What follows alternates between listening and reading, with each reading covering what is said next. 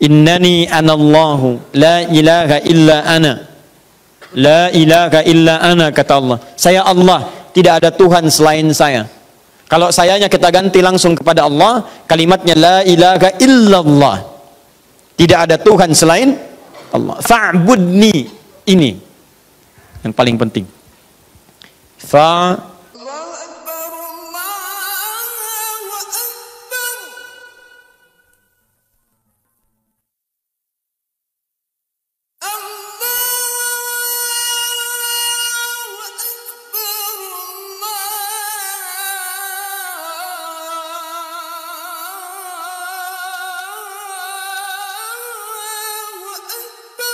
Kalimat thayyibah.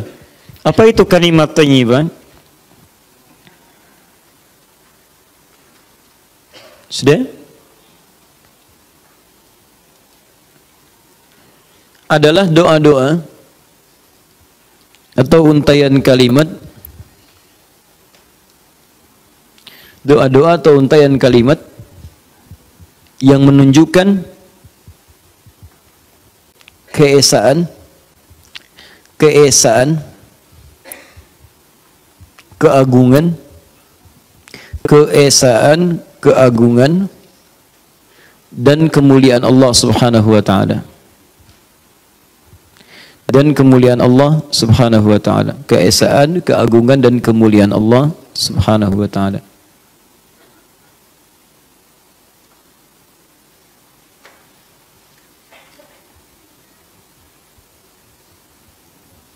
Sudah? Baik, apa di antara bacaannya?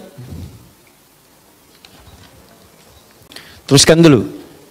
Sudah selesai. Astagfirullah, astagfirullah, astagfirullah. Allahumma antas salam, minkas salam, tabarak ya dzal jalali wal ikram. Nah, di hadis Muslim hadis 593 dan digabungkan nanti dengan nomor hadis 597, di antaranya fokus kalimatnya, lihat sini.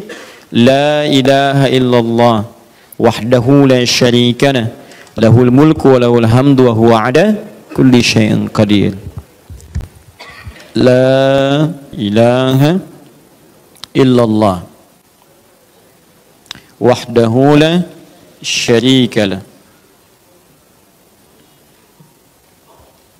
lahul mulku wa lahul hamdu wa lahul hamdu. Ini saya sebutkan asal hadisnya dulu. Wa huwa ala kulli syai'in qadir. Wa huwa ala kulli syai'in qadir. Kalau nanti ingin digabung dengan hadis-hadis yang lain, banyak. Ya, ada yang yuhyi wa yumit, ada wa huwa ala kulli syai'in qadir. Setelah itu adalah ya mani'a lima atait, dan seterusnya, itu ada, ya, dan seterusnya. Jadi kita ambil yang standar dulu yang ini. Sudah? La ilaha illallah wahdahu la syarika lah, lahul mulku wa lahul hamdu wa huwa ala kulli syai'in qadir. Baik, saya ambil yang standar dulu. Yang lainnya nanti sudah saya turunkan di catatan kami. Ada yang pakai yuhyi wa yumit, ada yang pakai doa-doa tambahan lain, itu tidak ada masalah, ya. Jadi ambil yang standar dulu. Lihat sini. La ilaha illallah wahdahu la syarika lah, lahul mulku wa lahul hamdu wa huwa ala kulli syai'in qadir. Perhatikan cara berzikir atau cara membacanya. Perhatikan baik-baik. Kalimat la ilaha illallah ini kalimat yang sangat penting, karena ketika Nabi Musa alaihissalam diminta berzikir kepada Allah, kalimat penegas awalnya itu menggunakan kalimat ini. Lihat Quran surah ke-20 ayat 14. Innani anallahu la ilaha illa ana. La ilaha illa ana, kata Allah. Saya Allah, tidak ada Tuhan selain saya. Kalau sayanya kita ganti langsung kepada Allah, kalimatnya la ilaha illallah. Tidak ada Tuhan selain Allah. Fa'budni, ini yang paling penting. Fa'budni. Wa aqimis salata lidzikri, tunaikan salat sebagai zikir kepada saya. Zikir. Ketika Allah menutup ayat ini dengan kalimat zikir, maka zikir yang utama di sini dibuka dengan kalimat ini intinya. La ilaha illallah. Perhatikan baik-baik. Anda ucapkan la ilaha illallah. Ucapan ini bukan kalimat di lisan saja, tapi zikir yang mampu mengingatkan Anda dengan Allah dan dekat dengan Allah Subhanahu wa taala. Fokus. La ilaha illallah. Lihat kalimat ini. Illallah, Allahu. Tidak disebutkan nama Allah. Saya ulang, tidak disebutkan nama Allah. Baik dalam Al-Quran ataupun dalam hadis, kecuali menunjuk pada beberapa makna yang utama. Satu, menunjuk pada pengesaan. Pengesaan. Kalau dalam bahasa Quran disebut dengan ahad. Ahad. Konsekuensi dari kalimat ini adalah, jika Anda sudah menjadikan Allah hanya yang satu, maka tidak boleh ada terfikirkan atau bahkan tersikapi dengan tindakan yang mengarahkan bahwa Anda, mohon maaf, mengakui atau bahkan misalnya memikirkan Tuhan-Tuhan lain selain Allah Subhanahu wa taala. Bahkan sekedar berucap. Sudah mengatakan la ilaha illallah, berarti semua jiwa raga kita dari ujung kepala sampai ujung kaki hanya kepada Allah saja. Pengertian paling singkatnya, hanya Allah Tuhan yang dipertuhankan, tidak ada yang lain. Jadi kalau ada yang mengatakan ada Tuhan selain Allah, ya ada yang diyakini selain Allah, padahal dia mengakui la ilaha illallah misalnya, maka kalimat la ilaha illallahnya punya persoalan dalam dirinya. Ada yang salah dengan kalimat itu. Nah, kalimat ini disebut oleh Al-Quran dengan nama ahad. Makanya ketika memperkenalkan nama Allah disebutkan ahadnya. Ya, ketika bertanya orang-orang kafir Quraisy pada saat itu, siapa Rabb yang dimaksud? Kamu hanya mengatakan Tuhanmu Rabb, Rabb, Rabb. Karena ketika ditanya siapa Tuhanmu? Qul a'udzu birabbil falaq, Rabb. Siapa Tuhanmu? Qul a'udzu birabbin nas, Rabb. Kata orang Quraisy, kalau cuma Rabb, kami juga punya Rabb, namanya Lata, Uzza dan sebagainya. Siapa Rabb kamu? Turunlah surah Al-Ikhlas itu. Qul huwa, katakan Muhammad, yang disebut Rabb itu huwa Allah. Ketika menyebutkan Allah, turun ininya, ahad. Jadi kalau sudah Anda katakan mantap Allah, ahad, tidak ada yang lain. Makanya kata Allah satu-satunya kata yang hanya ditujukan pada Tuhan yang hak. Ya, silahkan cek dari namanya. Saya pernah turunkan di sini. Dari namanya tidak akan pernah bisa disaingi oleh nama-nama lain yang dipertuhankan. Setiap Anda hilangkan huruf dalam kalimat ini akan menunjuk pada zat yang sama, yang ahad. Ahad satu-satunya, tidak ada yang lain. Lihat sini. Boleh pinjam penghapus? Masya Allah, dikembalikan pada tempatnya. Alhamdulillah. Luar biasa ya.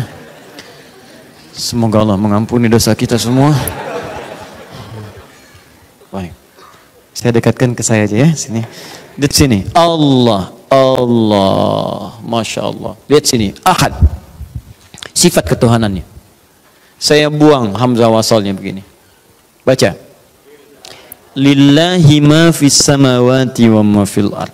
Begitu saya hilangkan satu hurufnya masih menunjuk pada zat yang sama, Allah. Saya buang lam pertama satu, otomatis tasdidnya ikut hilang. Baca. Lahu mulkus samawati wal ard. Masih menunjuk pada zat yang sama. Saya hapus lagi lamnya. Baca. Hu ini singkatan dari huwa. Kalau Anda baca huwa dalam bahasa Arab, ini Anda baca huwa misalnya, kemudian Anda berhenti di kalimat ini, wakawaknya nggak muncul. Contoh, Anda baca ayat kursi Al-Baqarah ayat 255. Allahu la ilaha illa huwal hayyul qayyum. Anda mau berhenti di huwa, maka Anda bacakan Allahu la ilaha illa hu. Paham? Hu. Apa artinya hu? Huwa. Siapa huwa itu? Balik. Kul huwa Allahu ahad. Kalau Anda tanya, hu itu apa? Huwa. Siapa huwa ini? Balikan. Kul al-ikhlas. Huwa. Katakan, yang dimaksud huwa itu Allah ahad. Hapus semua hurufnya. Hapus. Baca. Tidak ada bahasa Arabnya ghaib. Ghaib itu tidak kelihatan. Maka sifat Allah disebut dengan ghaib. Al-Baqarah dalilnya ayat ketiga. Alladzina yu'minuna bil ghaib. Perhatikan, semua sifat yang menunjuk kepada Allah, kalau nama ini bukan nama yang dikehendaki oleh Tuhan yang hak, mustahil punya sifat seperti ini.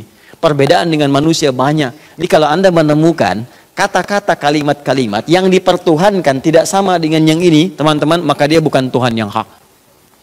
Misal, ayo bandingkan dengan kreasi manusia. Nama saya disematkan oleh bapak dan ibu saya. Disebut dengan Adi, A-D-I, Adi. Hapus hurufnya satu. Yo. Di. Menunjuk pada saya? Belum tentu. Saya lewat ada panggil di. Belum tentu saya nengok. Mungkin yang nengok Dedi, yang nengok Andi, yang nengok Edi, banyak. Anda misalnya hilangkan lagi satu huruf di apa? Saya makin gak enak. Dah. Cek. Silakan lihat, dihapus. Orangnya nggak ada. Selesai. Karena ketika nama Anda dihapus di kantor, Anda sudah tidak bekerja di situ lagi. Ketika nama Anda dihapus dalam arsip kehidupan dunia, artinya Anda sudah masuk ke liang lahat. Nah, persoalannya, berarti kalau ada nama-nama yang dipertuhankan, dihapus setiap hurufnya tidak menunjuk pada zat yang sama, itu menunjukkan dia bukan Tuhan yang hak. Itu diantara argumentasi tauhid dari pembahasan tentang kaidah uluhiyah, tauhid uluhiyah. Sederhana tapi dalam maknanya. Silahkan cek dengan nama lain yang dipertuhankan.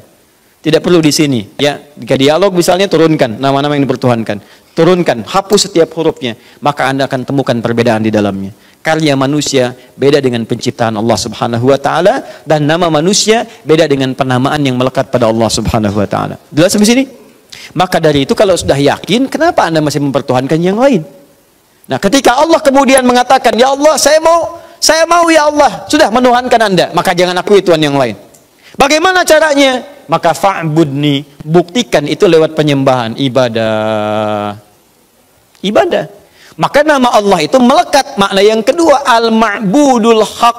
Kalau sudah mengatakan la ilaha illallah, artinya Anda sanggup membuktikan keyakinan itu dengan penyembahan pada Allah. Bagaimana caranya? Ibadah. Makanya setelah kalimat syahadat muncul kemudian turunan ibadah. Setelah asyhadu an la ilaha illallah wa asyhadu anna muhammadar rasulullah, apa setelahnya? Salat. Bukankah salat ibadah? Bukankah salat ibadah? Makanya Nabi Musa diminta salat. Lihat kalimatnya. Quran surah 20 ayat ke-14. Innani anallahu la ilaha illa ana, kata Allah. Fa'budni, sembah saya. Gimana ya Allah? Wa aqimis salata lidzikri. Salat. Salat. Salat. Anda bertanya, ya Allah, saya ingin menyembah Engkau dengan lebih lengkap lagi, bagaimana caranya? Maka Allah turunkan tata cara mendekat kepadanya, bingkai yang disebut dengan Islam. Bingkai itu dalam bahasa Al-Quran disebut dengan din.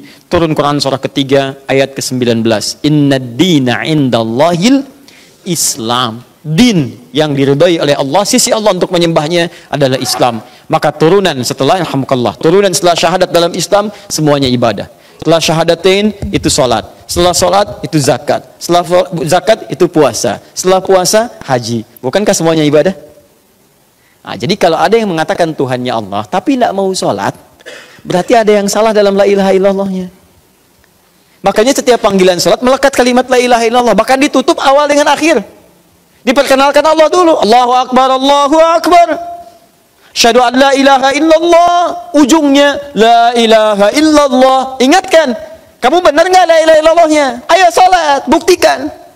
Jadi kalau orang dipanggil Allah, diingatkan la ilaha illallah, nggak mau salat, ada yang salah dengan kalimatnya. Allahu akbar, Allahu akbar. Iya tahu. Oh.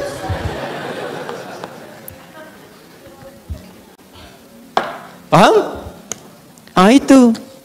Yang paling bahaya itu adalah ketika Allah mengatakan din itu cuma satu cara ibadah kepada saya, cuma satu, namanya Islam, sembah saya. Lantas Anda mengatakan semua agama sama, caranya beda, cuma menuju Tuhan yang sama. Itu lebih fatal lagi, lebih fatal lagi, karena menunjukkan dia tidak paham dengan kalimat la ilaha illallah. Nah, karena itu mohon izin ya, mohon maaf, ketika Anda sudah istighfar mengatakan ini la ilaha illallah wahdahu la syarikalah, teruskan. Begitu Anda mengatakan kalimat ini la ilaha illallah, coba dicek dulu apakah benar selama ini la ilaha illallah. Cek apakah benar selama ini la ilaha illallah. Betul enggak? Ya. Betul enggak memprioritaskan ibadah? Jangan-jangan selama ini la ilaha illallah, tapi begitu ada misalnya bola didahulukan. Ya. La ilaha illallah, belanja dahulukan. Ibu dah pulang dari sini. Mampir ibu ke Pondok Indah misalnya. Belanja. Begitu sedang nawar, Masya Allah, tiba-tiba azan berbunyi. Allahu Akbar, Allahu Akbar. Ada musola di bawahnya. Ibu salat dulu atau teruskan nawar? Ayo. Oh. Berarti la ilaha illallahnya bermasalah di situ.